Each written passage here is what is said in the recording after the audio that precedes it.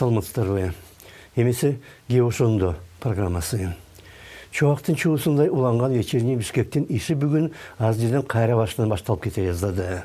15-ші жылы бұл басына үйін рейділік менің басып алған Александр Рябушкин жоғарғы сотқа дағы бір жолы қайрылып, 18-ші жылын 5 октябрында шыққан 1 май райондық сотының чечімін жоққа шығарыны сұраған.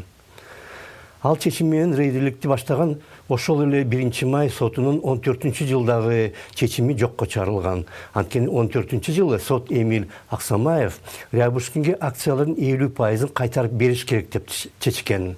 Бирок Рябушкин ал акцияларды 2000 жылдын апрелинде өзү Петровский Corporation деген компанияга сатып жиберген жана 3 жыл өткөндөн кийин иш кайра каралбай калыш керек эле. Ошондо дагы ал компания мага толук акча төлөбөй 5000 сом берген деп Рябушкин айтып жатса, акциялардын 50%-ын Петровский Corporation эмес, калган 50%-га ээлик кылган Александр Ким кайтарууга тийиш болуп чыккан. Ак үйдө отурган чоңдорсуз Рябушкин мындай алдамчылыкты соттор аркылуу ишке ашыра албайт эле. Аны ал кезде элдин баары түшүнгөн, бирок эч нерсе кыла алган эмес. Бирок 18 жылдан бери убакыт өтүп кетти. Ошол себептен чечимди жокко чыгарып бергиле деген менен кошо Рябушкин тосмо арыз жазууга мөөнөтүм өтүп кеткенине карабай, арызданууга уруксат бергиле. Анткени мен абакта отурган деп да кайрылган.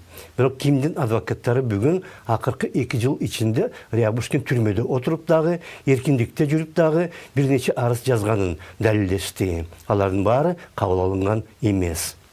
Иште бүгін Дилбар Кулматова, Абылай Мухамеджанов жана Лепес Темирбековтан турган коллегия карады жана Рябушкиндин арызы дагы бир жолу кабыл алынган жок.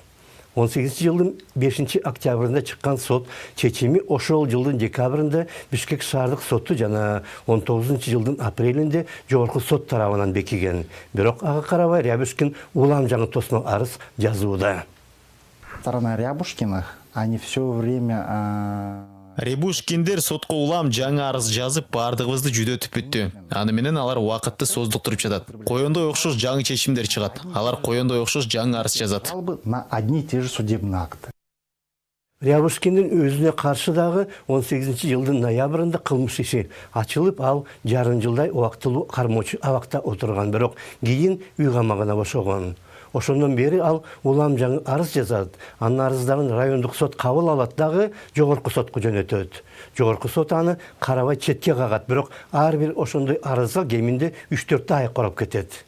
Жана муну эч ким токтоткусу келбейт. 17 жылы бийлик алмашкандан кийин бул иштеги адилеттик акырындап орной баштаганына карабай, вечерний Бишкек менен анын ээси Александр Кимге каршы бир топ иш инерция менен уланып келди. Мисалга, 18 жылдын февралында Свердлов райондук сотунун судьясы Санжар Чотонов Кимди 6 жылга шарттуу түрдө эркинен ажыратууга кескен.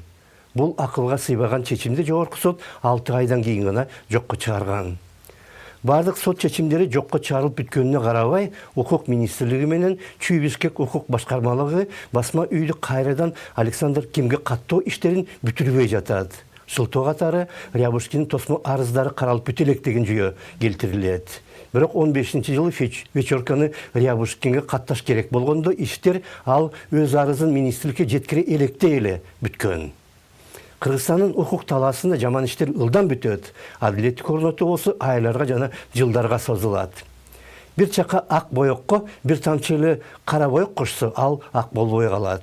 Бирок кара боекко бир тамчы ак боек кошсоң, кара нерсе аны сезип да койбойт. Соттор жана министрлик ката кетиргенин мойнуна алгысы келбей жатат деп ойлосо болот, бирок андан да күчтүү нерсе кадимки эле акча сыяктуу. Азыркы заманда актык менен тазалыкты кара акча жеңип калбадыбы? Ошондо саламатыңыздар.